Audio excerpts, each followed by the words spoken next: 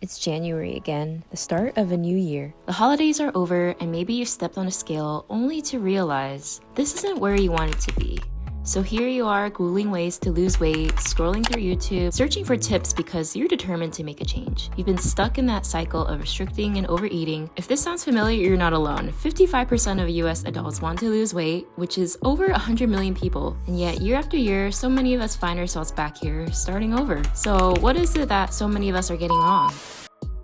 Okay, let me ask you something. Have you ever tried a diet that promised quick, amazing results only to find yourself back at square one? Or worse, you end up gaining even more weight than before? Yeah, it's frustrating. Trust me, it's not your fault. I've been there too. Here's the crazy part. 95% of diets fail. And it's not just a random statistic. It's the reality for so many of us. Here is the good news. For this video, we're not doing another quick fix. But instead, we'll dive into 8 realistic tips around mindset and habits to lose weight and keep it off. Well, hello there. Didn't see you there. We're gonna talk about food. These are some of my favorite foods out here. I have myself this delicious maple bacon donut. I'm very excited to eat this. But I'm also excited to eat this. This is a whole variety of delicious fruits. We got a mango, 3 apples, 2 persimmons, and 1 banana. And what might be shocking to you is that they are the same amount of calories. So 1 donut is equivalent to this many pieces of fruit. And what you might see is that this has volume versus this. I can eat like all of this, but I'm gonna be really full if I eat all of this. So like that's the thing. If you eat this whole thing, you might not feel full. If you eat all of this, you're gonna feel full. It's gonna come with all these nutrients that your body loves. Fiber, water content, nutrients, vitamins. Oh, smells good. So we want to be able to still enjoy this, but our body needs things like this. So we want to keep our body happy. Food is not the enemy. In fact, food is medicine. This is a philosophy dating back to ancient cultures and traditional Chinese medicine, where they believe food plays a crucial role in preventing and healing illness. It's not about depriving ourselves, but about choosing the right foods to nourish, heal, and energize our bodies. The visual I wanted to portray here for the 80-20 rule. So the 80-20 is pretty much just a percentage of 80% of the foods you eat are whole, nutrient-packed foods.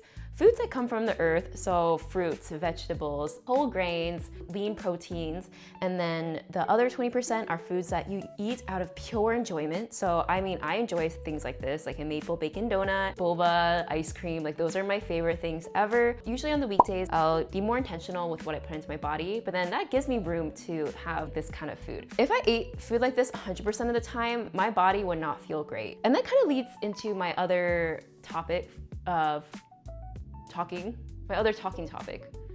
Let's head over and talk about it. I don't know where we're going. Hello. We're in my fridge right now. We're gonna talk about some of the stuff in here. And my fridge is making noise right now. Sorry about that. So, we wanna add more fiber, more healthy fats, and more protein to what we eat. Foods like avocados and other ones filled with the healthy fats will help you feel more satiated and stimulate the hormone that helps you feel full. So we want more of that because we don't want to feel hungry. Like we want to feel satisfied. Oh my gosh, they look like my ears because they're the same color as my hair. Protein is going to come in the form of things like eggs. We love our eggs here. Studies do show that increasing your protein intake will help you feel fuller longer. And this is kind of the key with what I'm trying to get about is like you want to feel satisfied and full. And we're gonna be eating foods to help us feel that way because we don't wanna feel hungry. We wanna feel satiated, but we also don't wanna feel overly full, which will be my other topic of talking. Protein also takes longer to digest than carbohydrates. Depending on how much fiber you get, carbs go straight into your bloodstream pretty much, but protein, it takes a little more time and it also helps fuel your muscle. Their muscle, mine are kind of lacking. My lacking muscles. What else is in my fridge? Oh, we got this whole form of carb, which is one of my favorites. It's a sweet potato. This is like a Japanese sweet potato. It's fiber, it's a good carb. Yeah. Okay, fiber is so important, especially for your gut health. And your gut helps you with regulating your weight. Eating fiber will help feed your good bacteria in your gut. Just think of it as other things in your body that are also eating what you're eating. So they're helping you to digest. There's hormones that affect how hungry and full you feel. So ghrelin and leptin, ghrelin, just think of like the one where your like stomach is growling. That one sends signals to your brain that you're hungry, and leptin sends signals that you're full. Good gut bacteria will help with regulating that kind of stuff, which is pretty neat. So you just gotta feed it with these foods, and then it'll help you do the work. Isn't that cool? Make your gut bacteria happy, and they're gonna make you happy too by keeping your gut nice and well regulated, reducing inflammation, and overall just helping your body with getting rid of stuff that shouldn't be there. Drink more water today. Subscribe. So we got 8 glasses of water here, and each one has around 8 fluid ounces of water. They say around 64 fluid ounces, which is how much of water this is ideal to have every day.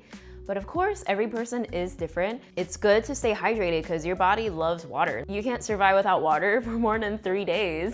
So that kind of goes to show that water is pretty important for you. If you don't drink too much water at the moment, try to drink a little bit more. And I know some people, it doesn't really taste that good. Just like drink it with something that you enjoy eating.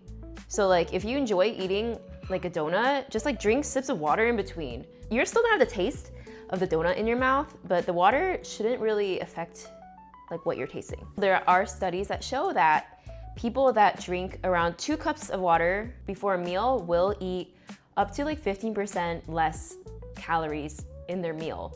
So sometimes your hunger might just be thirst. So if you're not sure, you should drink a glass of water or 2 before seeing if you want to keep eating. Drink out of a cute water bottle if you're trying to get yourself to drink more water. Like I know this Owala water bottle is like super popular right now, but if it's getting you to drink water, just get one. Oh my gosh, I look so crazy. Let's talk about mindful eating, specifically stopping when you're about 80% full. This practice, Kara Hachibu, is a concept from Okinawa, Japan, where people live long, healthy lives. It's all about listening to your body and not waiting until you're completely stuffed. And it doesn't mean skipping the foods you love. Take this donut, for example. I've already enjoyed its sweetness, richness, and texture. By the time I'm about a quarter or halfway through, I pause and realize I've hit that sweet spot, quite literally. Any extra bites wouldn't taste as good or feel as satisfying. Also, I don't just dive straight into the donut. Before this, I make sure to eat a balanced meal with protein, fiber, and healthy fats, so sugar isn't the first thing my body gets. It's like giving my body a strong foundation of nutrients to work with, so when I do enjoy something sweet, it's just a treat, not my main fuel. Eating balanced meals first helps stabilize your blood sugar and keeps your energy steady, so when you do have that donut or dessert, you can enjoy it without feeling like you're crashing later. Next time you're reaching for a treat, ask yourself, have I had something nourishing first? Then when you do take that first bite, savor it. Enjoy the sweetness, the richness, and when you're good, let yourself stop. You don't need to finish the whole thing. It's all about the balance and not restriction. When we rush through meals, we tend to eat more than we actually need. Try setting a timer for 20 minutes when you eat. Chew slowly, savor the flavors. Ask yourself, am I satisfied? Do I really need more? If you're feeling good and not stuffed, that's that sweet spot of 80% full. So you've been doing all these things and still aren't seeing the weight come off. The amount of sleep you're getting could be affecting your weight. If you're super tired throughout the day, not much energy, it's probably a sign you're not getting enough sleep. Sleep is super important for regulating your hormones, especially the ones relating to your fullness and hunger signals, as well as helping your body recover and supporting your metabolism. I started to see the weight go down for me when I started prioritizing sleep. Body needs sleep. You need to sleep at least 8 hours a night. But of course, depends on the person too. I need like kind of more than 9 hours. Back when I was in high school and college, when I gained the most weight, I was sleeping on average 4 to 5 hours a night. And that's when I saw the most weight gain. If I were to choose between getting in a workout on like 4 hours of sleep versus sleeping 8 hours, I will choose the 8 hours. Not that your workout will be 4 hours long. Get those hours in. Now that I'm here, I don't want to get up. Squishmallow, it's a matcha latte. So cute. Movement.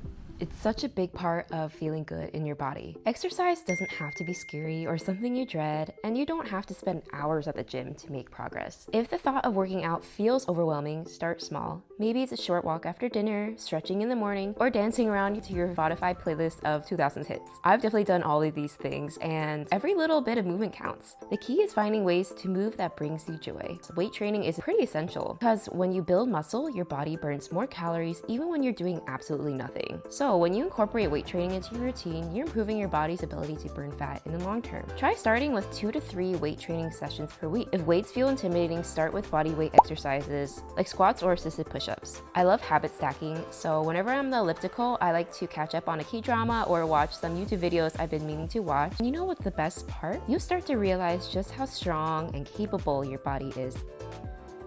The scale can be so deceiving. It's easy to get caught up in the numbers, but the truth is your health is about way more than just what the scale says. How you feel, how strong you are, how energized you feel in your body. It's tempting to obsess over every little fluctuation in weight, but focus on the habits you're building, not just the numbers. The weight loss will follow naturally. So, how can we take all of this and actually apply it? Don't worry about doing everything at once. Lasting change happens one small step at a time. Choose just one thing from today's video that resonated with you. Maybe it's the practice of mindful eating, drinking more water, aiming for 8 hours of sleep, or hitting the subscribe button. Whatever it is, commit to starting it today. Write it down, set a reminder on your phone, or even just type it below in the comments. I'm here to cheer you on every step of the way.